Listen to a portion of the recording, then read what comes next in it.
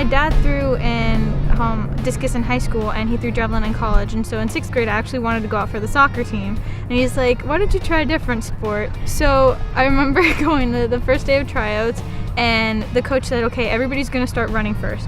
And I was one of the last ones, so I knew that wasn't for me. And then that's when the coach told my dad, well, if she wants to stay on the team, she's going to have to try another event. So my dad said, let's try discus, and then stuck with it.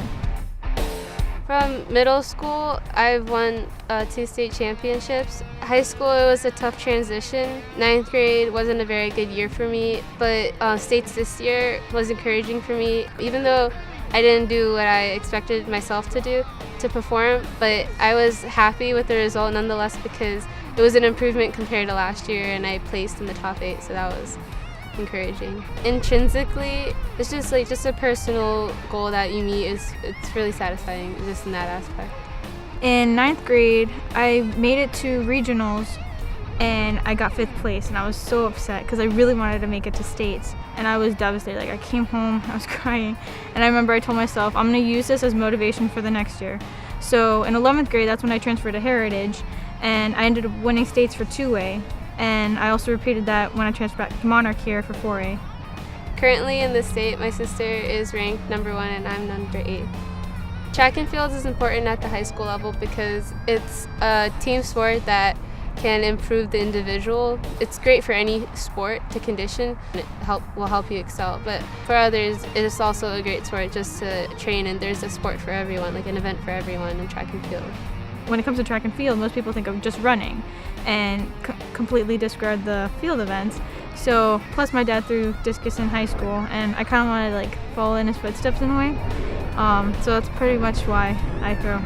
I've now reached a level where I throw farther than a lot of guys now, and they support me. I've never met a guy who said it was unacceptable or anything like that. It was just full of support and almost like shock that, oh wow, I can't believe she can throw that far and she's tinier than me type of thing, but it's encouraging. Over the years, I've learned how to handle all the attention. I remember starting freshman year, I used to be so nervous when like people would come up to me and ask me all these questions about like how to start throwing. And then I think what boosted my confidence was 11th grade once I won states after what happened in 10th grade.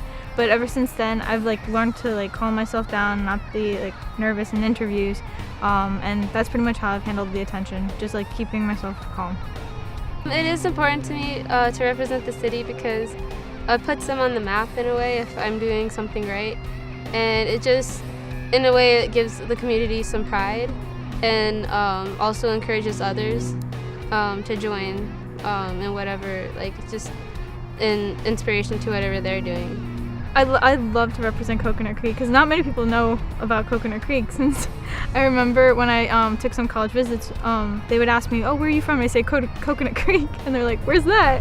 And I just feel like it puts us on the map that my sister and I can compete. We're nationally ranked, and we can show like that we're in a town not many people know of, but we can still represent it.